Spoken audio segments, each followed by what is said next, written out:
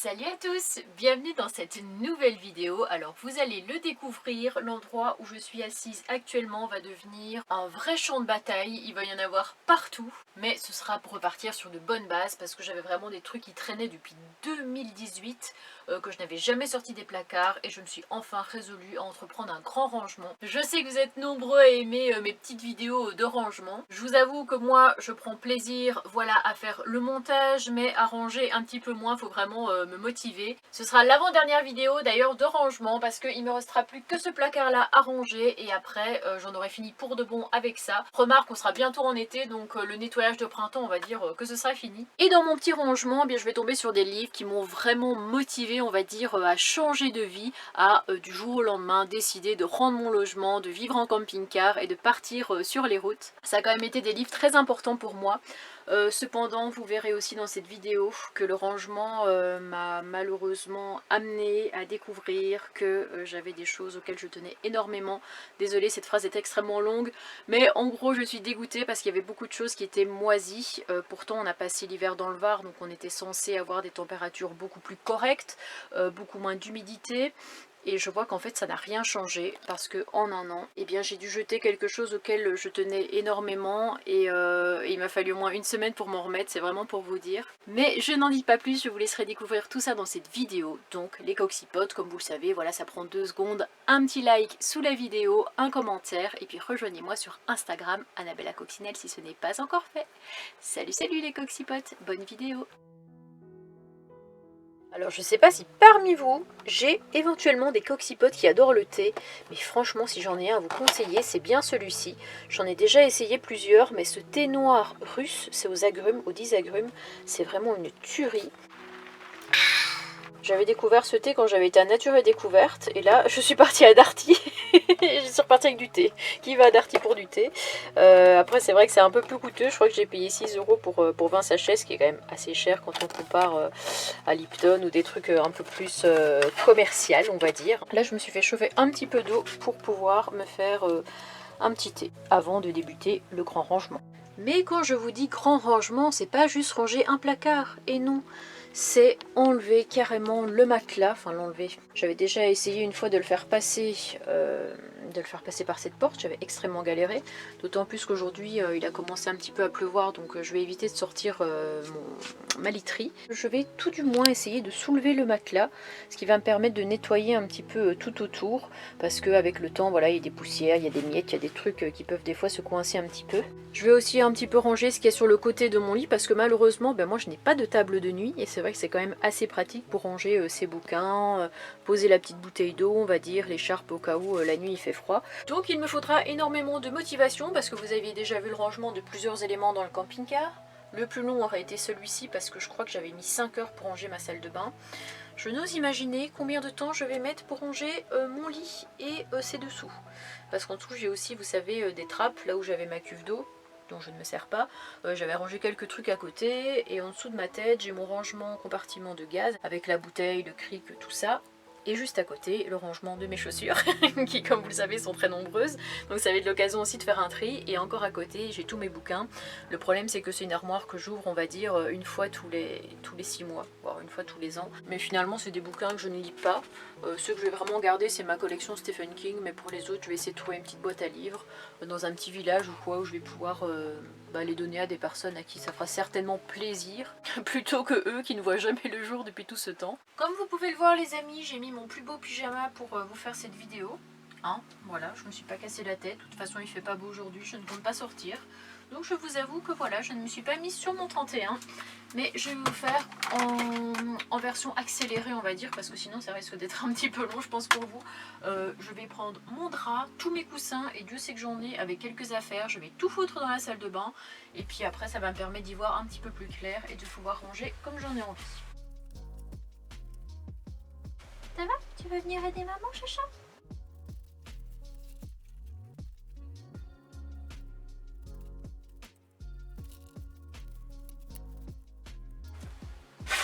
Oula, c'est ce qui s'appelle un dérapage incontrôlé.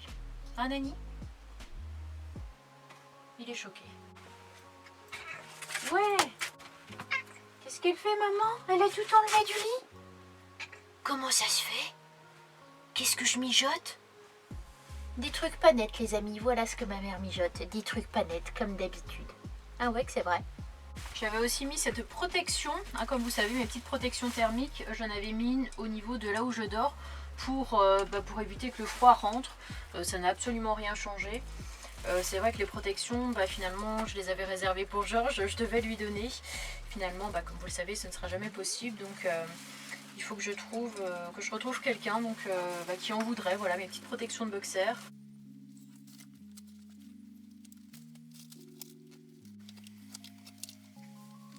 Allez, et encore une bouillotte. Je sais pas combien j'en ai, je crois que c'est la 5e que j'ai trouvée. Tant que j'y suis, je vais aussi en profiter pour changer mes draps. Comme ça au moins ce sera fait. Je vais récupérer, on va dire, un petit nid douillet agréable. Quand je dis que mon camping-car est une coccinelle. J'ai même ceci, je crois que c'était un espèce de petit carillon. Est-ce que c'est normal de griffer mon lit comme ça? J'espère que vous êtes prêts parce que là va s'opérer, on va dire, la partie la plus stratégique et la plus compliquée de tout mon processus de rangement. J'ai nommé le retournement de matelas. Comme je vous ai dit, il y a eu pas mal de poussière, etc. qui s'est accumulée. Ça va être l'occasion de pouvoir les taper violemment comme ça. Oui, comme ça. Ça peut faire aussi un petit pas de danse accessoirement. Les taper comme ça contre les bordures et pouvoir bien nettoyer, enlever toutes les poussières. Il faut savoir que je suis très allergique aux acariens, donc je fais quand même assez gaffe de dormir dans des draps vraiment propres, etc. Comme on le note, j'ai hérité d'un certain don pour enlever ce genre de truc. Tu parles, je suis en train de galérer comme il n'y a pas. Et ce que je vous ai pas dit, c'est qu'en ce moment j'en ai un petit peu marre de cette table, en fait qui ne me sert strictement à rien et qui m'empêche de mettre mes affaires comme je voudrais en dessous du lit. Voilà, c'est un peu le bazar comme je suis en train de faire du rangement, mais en fait il y a un pied en dessous. Comme on peut le voir ici, c'est vraiment un pied en ferraille qui prend vraiment beaucoup de place. Et en fait à cause de ça, je galère déjà à mettre ma trottinette en dessous du lit, mais en plus, voilà, ça me permettrait de mettre beaucoup plus de choses. Là j'ai même mis mes chaussures entre les deux barreaux. Donc pas très pratique. Il faudrait que je trouve un espèce de grand morceau de bois vraiment hyper solide, aussi solide que ça. Et donc je le mettrai de là, hop, qui traverserait tout jusque là-bas. Et franchement la table ça fait un sacré poids parce que toute seule j'arriverai vraiment pas à la soulever. Même à deux on se casse le dos, même si elle était vraiment très jolie, regardez. On l'avait fait rouge avec des pois noirs. Je suis quand même en train de me dire, j'espère que je ne parle pas trop vite parce que là je suis tellement dans le feu de l'action, tellement motivée du feu de Dieu. Je ne sais pas du tout d'où me vient mon énergie. Peut-être à cause du thé que j'ai bu tout à l'heure, bonne question. Le thé noir a des propriétés sur moi que je n'imaginais pas. Mais je sais pas, je suis super en forme, donc si je parle vite, ne vous inquiétez pas, tout va bien. Voilà, je suis au taquet. Alors je viens de voir ça et je vous rassure, non je n'ai pas des problèmes d'incontinence, c'est simplement, je crois qu'il y a 2-3 ans de ça, je sais pas, en fait il y a une espèce d'infiltration, de moisissure qui s'est créée à ce niveau-là et en fait ça a touché mon matelas. Je dors là, j'émets certainement de la chaleur, etc. Et avec l'humidité, ça finit par créer des moisissures. Et comme je tiens quand même un minimum à ma vie, j'essaye de au maximum faire attention aux champignons, à tout ça. Donc dès que je vois que ça commence à prendre ou quoi à un endroit, je fais hyper gaffe, je désinfecte souvent avec de l'eau de javel par exemple. J'en utilise pour ma table chaque fois que je nettoie, pour mes banquettes aussi.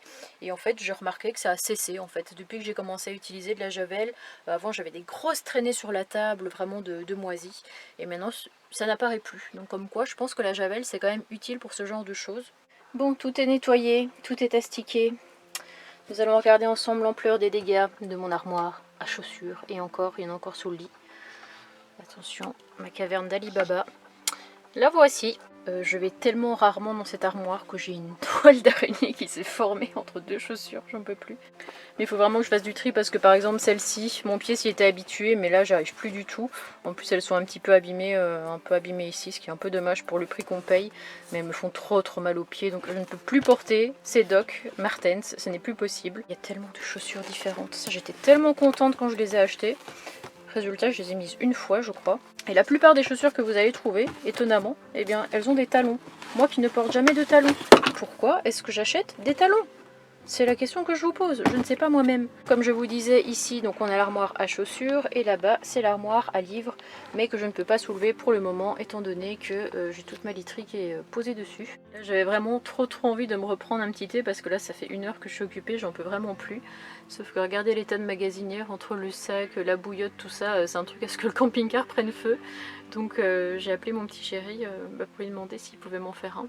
Il est en plein montage, donc on va voir s'il va être d'accord. Regardez-le, il est parti ouvrir son gaz exprès. Oh non, j'en peux plus. Je suis en train de nettoyer mes petites chaussures. Ne sont-elles franchement pas trop belles? Je craque. Je comprends pas pourquoi je les mets pas plus souvent. Mais voilà. Mais psychologiquement, quand même, les gars, se dire que j'ai dormi avec une araignée sous la tête, ça me rassure pas du tout. Bonjour. Bonjour.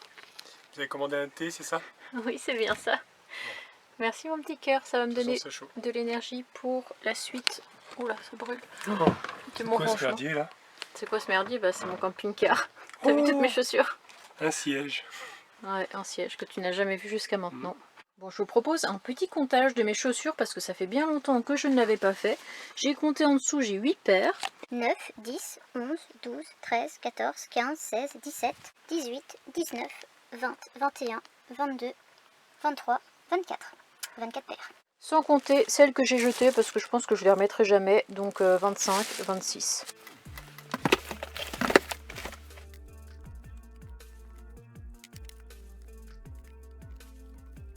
Bon, ça y est, tout est rangé. Je ne sais pas comment j'ai réussi à tout caser, mais comme j'ai fait pas mal de tri, j'en ai viré beaucoup. Donc voilà, il y en a que j'ai jeté parce qu'elles étaient vraiment dans un très mauvais état. On peut voir que malheureusement, elles ont moisi en fait. Et puis il y en a qui étaient... Ça allait encore, on va dire, notamment cette paire-ci. Mais voilà. Quand on les met pas, il faut vraiment se résoudre à s'en débarrasser. J'ai ouvert ma petite armoire que vous n'avez pas souvent vue ouverte d'ailleurs, avec toujours mes CD de Tokyo Hotel, mes petits DVD. Ça ne change pas, ça restera à tout jamais dans mon armoire. Et je vais procéder à un petit tri du coup. Et puis à chaque fois que j'ouvre ce placard, systématiquement, il y a des livres où je vais me dire mais j'ai trop envie de les commencer, l'histoire me donne envie, et je vais les laisser de sortie, et finalement je vais jamais les lire, quoi. Ça c'est du Annabelle tout craché. Mon petit bullet carnet, ça c'est le premier que j'avais eu. C'est vraiment cool de se rappeler de tous ces bons souvenirs que j'ai vécu. Et en fait, je l'ai commencé quasiment quand j'ai débuté ma vie en camping-car. Et c'est ça aussi qui m'a aidé, on va dire, à lâcher prise et puis à oser faire un petit peu plus les choses. Sortir des sentiers battus, comme on dit. Celui-ci, je vous explique même pas la tristesse parce que c'était une survivante en fait d'un camp de concentration. Donc en fait, c'est une autobiographie, c'est vraiment très touchant. C'est vrai que j'aime bien quand c'est basé, on va dire, sur des faits réels. Je vous montre au passage l'un de mes premiers livres. J'ai réussi à le récupérer chez mes grands-parents. Et en fait, ça s'ouvrait comme ça. Ça colle un petit peu avec le temps. Bon, je suis clairement dégoûtée parce qu'avec le temps, je sais pas ce qui s'est passé, mais les pages collent. Bon, on va éviter de faire pire. Et voilà, ça faisait des petites histoires sympas. Et je me suis dit, si un jour j'ai un autre enfant, ce qui pourrait arriver bien sûr, j'aimerais bien qu'il puisse lire ce livre, mais finalement je pense que ce sera jamais possible. Et il y a aussi des bouquins qui m'ont aidé franchement pour lâcher prise, et le livre des décisions c'était vraiment l'un des livres phares, on va dire, parce que d'ailleurs 3 mois après l'avoir lu, c'est là où j'ai rendu mes clés, qui nous fait réfléchir un petit peu, de quoi avez-vous peur, qu'est-ce qui vous empêche d'avancer, qu'est-ce qui est véritablement important pour vous. Et en fait c'est des réflexions, on va dire, tout au long du livre, et ça permet de réfléchir finalement à ce qu'on veut dans la vie. En gros, quelle nouvelle action on peut mettre en place pour être plus heureux, pour sortir des sentiers battus comme c'est écrit là. J'ai vraiment beaucoup apprécié ce livre. Donc voilà, je vous le mets là si jamais ça vous intéresse de le lire. À l'heure où je vous parle, je suis très triste les amis parce que en fait je suis en train de me rendre compte que mes livres, ceux-là aussi ont moisi. Étonnamment, il n'y avait rien la dernière fois que j'ai regardé. On a passé l'hiver dans le sud, donc en principe, on est censé quand même avoir eu pas mal de beau temps et de chaleur. Et pourtant, bien là, je suis en train de jeter mes livres. Voilà, petit à petit. Ça me fait un peu mal au cœur, mais bon, s'ils sont dans un état comme ça, je vois pas vraiment l'intérêt de les garder parce que je les relirai pas. Et ça sert à rien non plus de les donner. Parce que là, j'ai fait une espèce de pile de livres avec les livres que je vais mettre dans la boîte à livres. Et ça, c'est tous ceux que je vais garder. C'est vrai que j'aurais dû le faire avant. Là, j'ai ajouté un petit sac poubelle pour éviter que les livres soient directement en contact avec le sol. Ça évitera bien des dégâts. Et sur toute la pile que j'avais, il me reste que ceci. Alors celui-là, il est aussi en piteux état, on va dire, mais je l'aime tellement, je vous jure. C'est l'une de mes lectures, on va dire, préférées, qui m'ont vraiment aidé, on va dire, à évoluer aussi en plus du livre que je vous ai montré tout à l'heure. Ta deuxième vie commence quand tu comprends que tu n'en as qu'une. Et ça franchement je pense que ça a aidé énormément de monde à se remettre en question. Je l'avais lu, j'avais surligné des passages, etc. Petit extrait, mais ce qui compte le plus, vous l'avez deviné, c'est ce que vous dégagez de l'intérieur. La confiance en soi est votre plus bel atout. Rayonnez et vous serez irrésistible. C'est en vous remplissant de belles choses que vous serez attirante. Voilà, arrêtez de nourrir vos rats. Voilà, vos rats, ce sont vos peurs, vos complexes, vos mauvaises croyances et tout ce qui fait partie de vous et qui aime bien se faire plaindre et jouer les caliméros. Je trouvais que le livre était vachement bien, alors je me tâte, est-ce que je le jette et j'en rachète un autre? Oula, c'est un petit peu flou mon affaire. Est-ce que je le jette et j'en rachète un autre parce que celui-là, vu l'état, bon ça me dégoûte un peu de le toucher quand même. Ou est-ce que je le garde quand même pour dire que je l'ai? Bonne question. Eh ben, c'est le jour et la nuit, hein. Je sais pas ce que vous en pensez, mais bon voilà, c'est rangé. Bon, et bien ma foi, j'ai envie de dire à dans 6 mois ou à l'année prochaine, ou alors à quand j'aurai le courage de soulever mon matelas pour prendre une petite lecture. Là j'ai sorti tout mon matos, j'espère juste que personne ne va arriver sur le parking parce que c'est pas vraiment l'endroit où faire ça, mais bon, ça m'a pris d'un coup. Il faut que je tapote un peu pour enlever les quelques poils qu'il y a là. Et regardez l'ampleur du chantier. C'est un vrai bazar, il y en a vraiment partout, mais à la fois je commence à voir le bout parce que par ici c'est rangé, c'est fait, et puis par là on va voir ce qui se cache en dessous parce que je ne sais plus du tout ce que j'ai mis, mais sûrement des trucs complètement inutiles.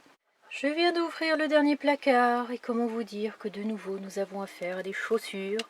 On en a une paire là, on a une paire de Converse. Là je suis en train de me rendre compte qu'il y a un casque. Est-ce que c'est le casque d'Aaron? Je ne sais pas. Je me rappelais même plus qu'il y avait ça là. Une bricole que je traîne depuis que je suis arrivée en France, autrement dit depuis 13 ans, et qui ne me sert à rien du tout, une poêle. On a une protection du camping-car, voilà, quand je l'ai acheté, ça a été fourni. Et une bougie comme d'hab.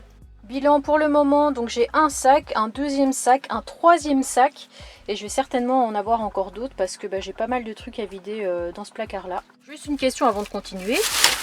Ah, qui, mais vraiment, dites-moi qui a ce genre de truc dans son camping-car? Et surtout, à quoi ça sert? Nous avons une coquille Saint-Jacques juste là.